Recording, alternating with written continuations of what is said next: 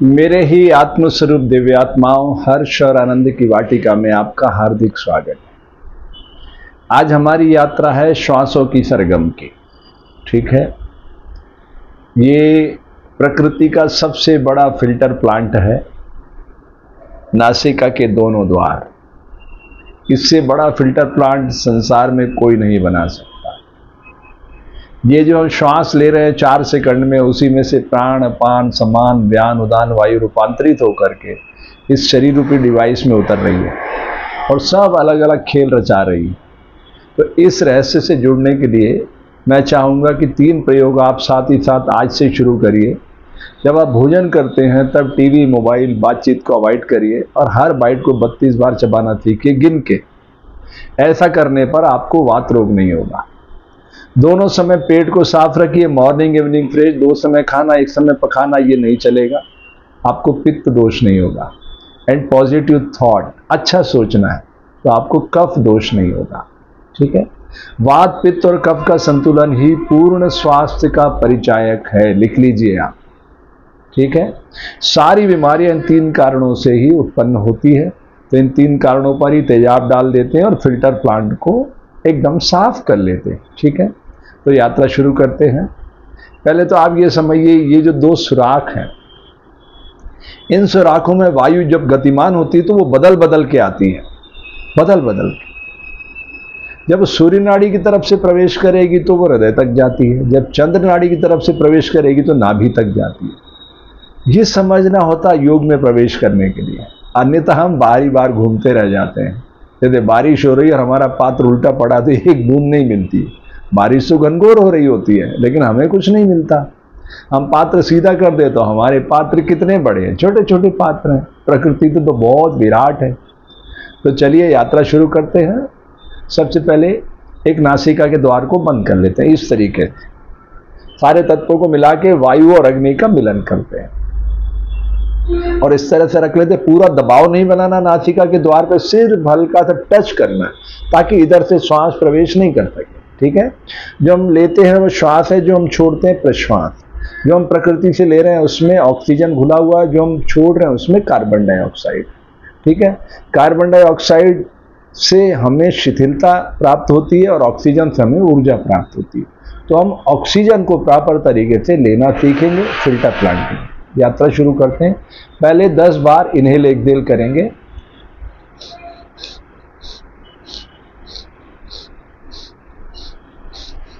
अब हम चेंज कर देंगे फॉर्मेट।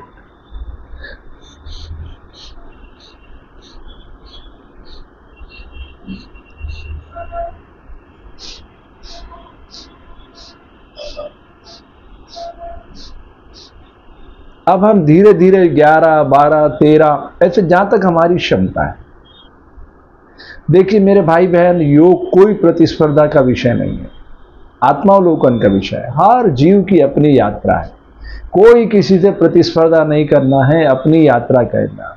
ठीक है, तो 10, 11, 12 ऐसे, मतलब अगर 10 का चक्र है तो पूरा एक चक्र होगा, वो एक सेट है। फिर अगला सेट 11 का, फिर 12 का। एक एक कदम हम आगे बढ़ाएंगे।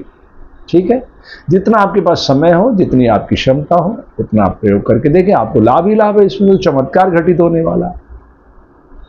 अगर आप भोजन नहीं चबाएंगे तो लिख लीजिए आप, ये आपके तीनों स्वर एक जैसे नहीं चल सकते, पॉसिबल ही नहीं।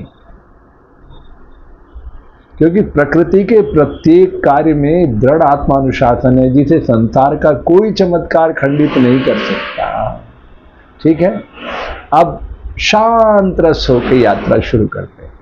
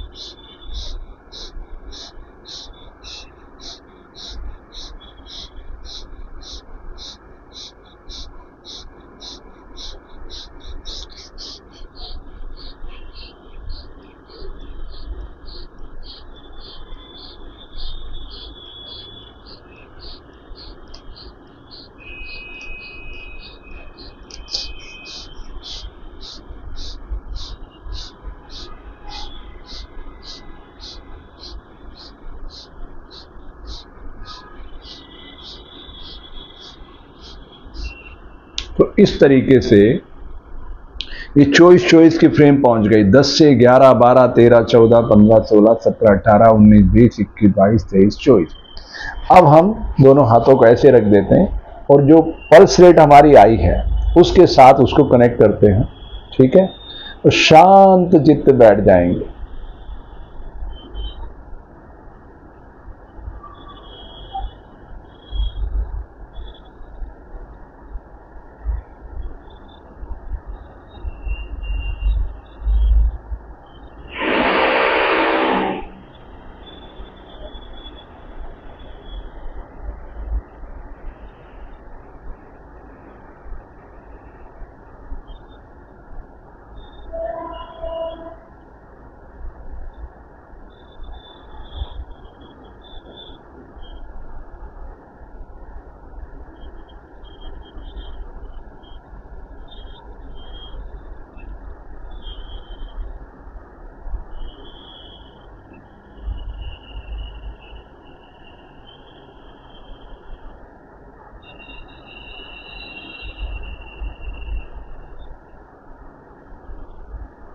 इस तरह से शांत चित्त बैठना है और सामने घड़ी रख लेना।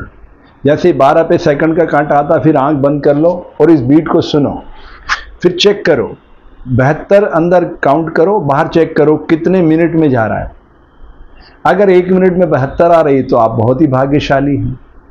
अगर ज़्यादा जा रही तो फिर मनोमय कोश के सहारे आप उसकी फ्रेमिंग करो दिमाग में कि वो स्पीड उसकी कम हो रही, और कम है तो फिर दिमाग में फ्रेमिंग करो कि अब उसकी स्पीड ज़्यादा हो रही। तो मनोमय कोश के सारे विज्ञानमय कोश में उतरना। तो आपको ये बीट जो है 72 लाना 1 मिनट की, तो आपका ब्लड प्रेशर नॉर्मल होने लग जाएगा। लेकिन हाँ, एक बात मैं जरूर कहना चाहता हूँ कि दोनों नाड़ियाँ अपने आप में बहुत बड़ा श्रम, धैर्य और साहस मांगती है। एक जैसे चलने के लिए बहुत लंबी तपस्या करना पड़ेगी, आप बहुत लंबी, क्योंकि जब तक आप भोजन प्रॉपर चू नहीं करेंगे, दोनों समय पेट साफ नहीं रखेंगे, पॉजिटिव थॉट नहीं रखेंगे, ये नाड़ियाँ एक जैसी नहीं चल सकती। एक हल्की चलेगी, एक भारी चलेगी। आप चेक करके देख लीजिएगा, है ना। 1-1 मिनट तीनों चला के देख लेना घड़ी रख के सामने, तो आपको लगेगा कौन सी नाड़ी भारी चल रही है, कौन सी हल्की चल रही है। तो ये अनुभूति कब आएगी? जब आप शरीर को मूर्तिवत ठहराना सीखेंगे और पूरे फोकस्ड होकर क्रिया करेंगे, ठीक है। तो योग प्रतिस्पर्धा का विषय नहीं है, आत्मावलोकन का विषय। इसको शांत होकर आत्मसात करना चाहिए। देखिए, जब हमारे भारतीय ऋषियों ने ये सब लिखा, लिपिबद्ध किया, उस जमाने में इंसान बैलगाड़ी के बेरिंग पे उसको चमत्कार मानता था। बैलगाड़ी के बेरिंग को कि वाह, मैं बैलगाड़ी पे बैठा हूँ, बैलगाड़ी चल रही है, बैल उसको खींच रहा है बैलगाड़ी। आज जमाना है ड्रोन का। बच्चे अपनी बॉडी पे पंख लगाते हैं, ऑपरेट करते हैं और हवा में उड़ते हैं। तो यही विज्ञान ठहर नहीं जाएगा। विज्ञान के बढ़ते कदम हमारे जीवन को बहुत सरल बना रहे, तो हमें उसके साथ तादात्म्य स्थापित करना है, समन्वय बना के आगे बढ़ना, ठीक है। मैं उम्मीद करता हूं कि अभी तक आपने हमारा YouTube चैनल सब्सक्राइब नहीं किया है तो कर लीजिए। एक अभियान है इस धरती पे हंसते खेलते मानव को प्रकट करने का। प्रकृति ने आपको बीमार करने के लिए नहीं भेजा है, अपनी बगिया को गुलजार करने के लिए भेजा है। आप 3 दोष हटा दीजिए, बस आपके भीतर की शक्ति से आपका परिचय हो जाएगा। दांत का काम हाथ को देना बंद। मुख में 32 दांत देखने के लिए नहीं लगाए प्रकृति ने, चबाने के लिए लगाए।